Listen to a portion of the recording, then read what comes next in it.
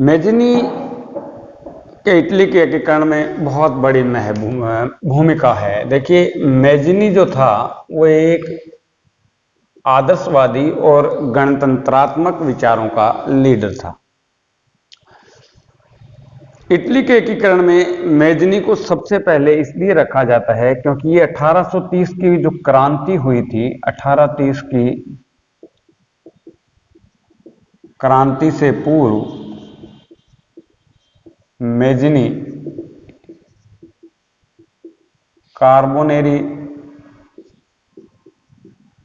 संस्था का सदस्य था।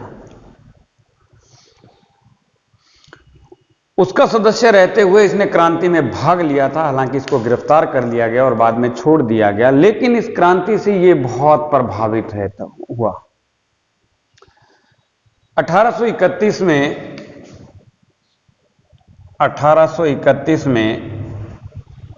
फ्रांस में रहते हुए ही इसने यंग इटली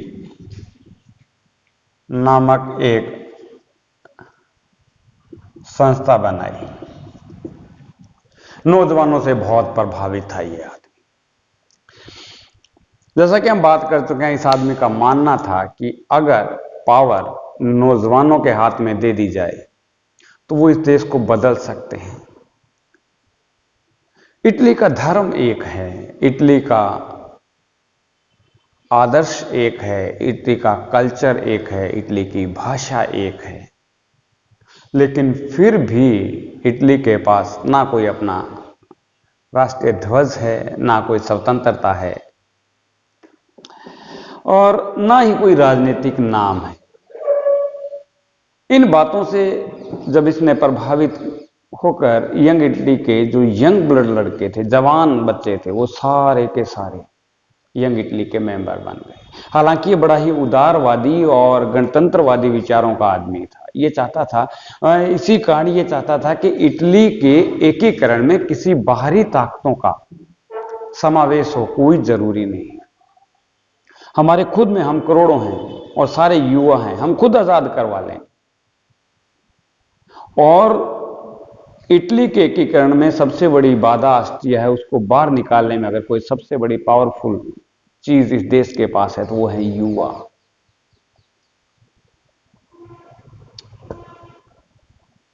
इसके साथ साथ एक और शख्सियत जो इटली के एकीकरण में बहुत महत्वपूर्ण रोल प्ले करती है, उसका नाम था काबूल।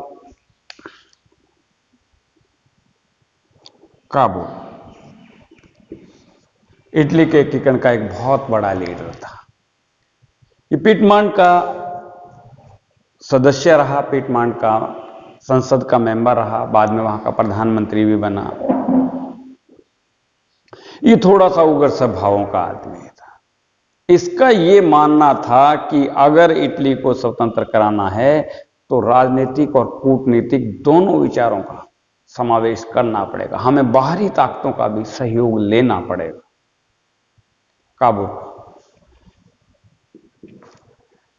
इसने नौसेना के लिए संसद से खूब धन दिलाया, उसकी तरफ, सेना की तरफ स्पेशली ध्यान दिया, उनके लिए नए नए हथियारों का इस आदमी ने प्रबंध किया और ऑस्ट्रिया पर दबाव बनाने के लिए इसने जो विदेशी ताकतें थी उनके साथ समझौता करते हुए इसने ये साबित किया कि देखिए, इटली भी एक देश है, ना कि ऑस्ट्रिया का गुलाम है।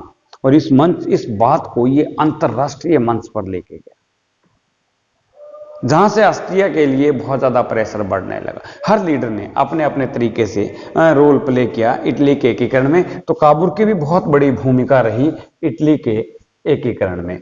इसके साथ साथ इटली के एकीकरण में लेखकों की भूमिका भी बहुत महत्वपूर्ण थी। अगर हम बात करें लेखकों की भूमिका, तो महत्वपूर्ण बात यह है कि उस समय के जो राइटर्स थे, जो दार्शनिक थे, उन्होंने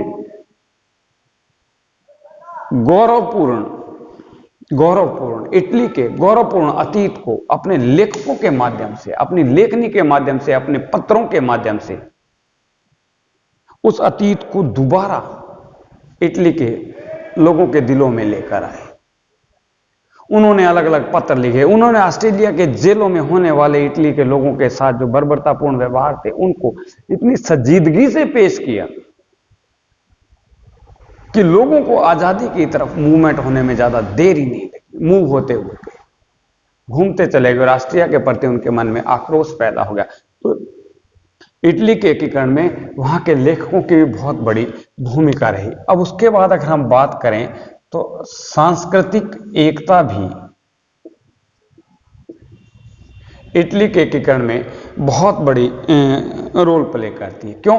देखिए, इटली में अनेक छोटे मोटे कई राज्य थे, छोटे छोटे बड़े सारे मिला के काफी सारे राज्य थे, लेकिन महत्वपूर्ण बात यह थी कि सबकी नस्ल एक थी, सब एक ही नस्ल के थे, सभी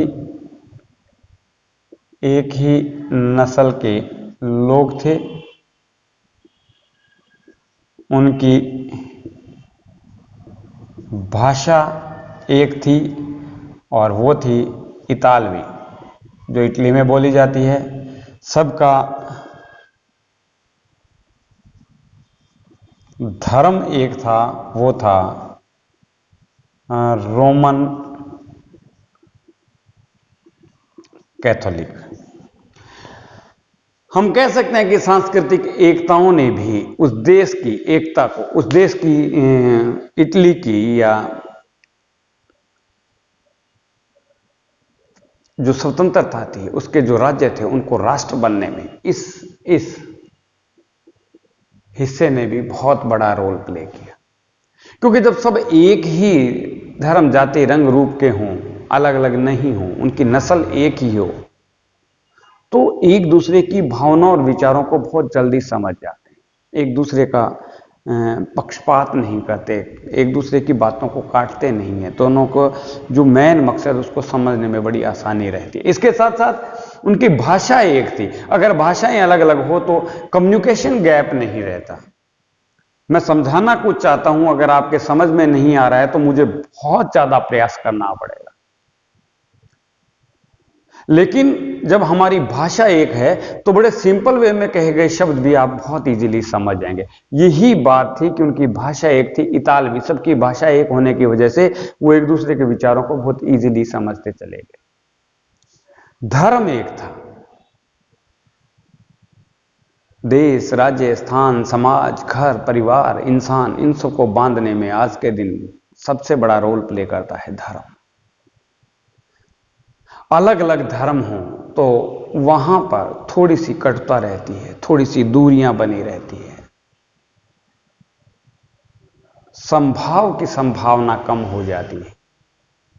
सब लोग अपने धर्म को ऊंचा और दूसरे के धर्म को नीचा दिखाने की कोशिश करते हैं, जहां से कटुता पैदा होती है। लेकिन इटली के अंदर यह समस्या नहीं थी, क्योंकि उनका धर्म एक ही था, वो था रोमन कैथोलिक धर्म, जिसकी वजह से इन लोगों को अपने देश के राष्ट्रीयकरण के लिए ज्यादा प्रयास नहीं करने पड़े। ये लोग बहुत जल्दी इस मूवमेंट की तरफ मूव होते चले गए, देश को आजाद कराने में। सबसे बड़ी समस्या देश के इटली के एकीकरण में ये बातें चलती रही। ये सारे जो जिन चीज़ों पे हमने बात की है वो सारे एक होते चले गए, उस पर बात करते चले गए। और जब एक भूमिका तैयार हो गई तो सबसे पहले प्रारंभिक विरोध जो हुआ,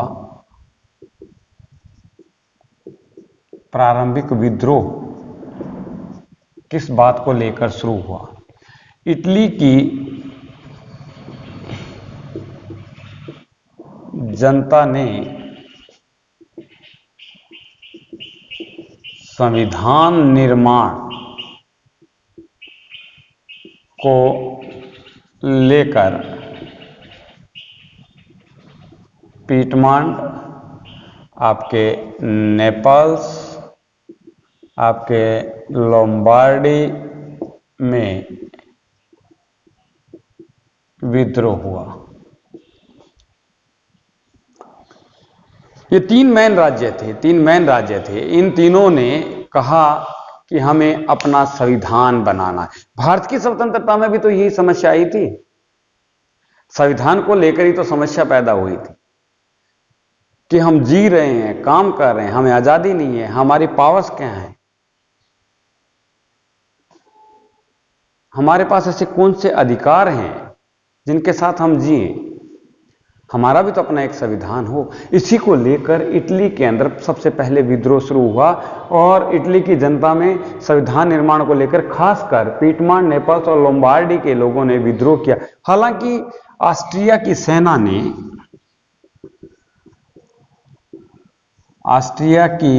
सेना ने इस विद्रोह को दबा दिया। इटली के लोगों को अब यह पता चल गया कि अगर देश का राष्ट्रीयकरण करना है, देश को एक करना है और स्वतंत्रता और एकता के प्रयास तब तक निरर्थक रहेंगे जब तक इटली से ऑस्ट्रिया को बाहर नहीं कर दिया जाए।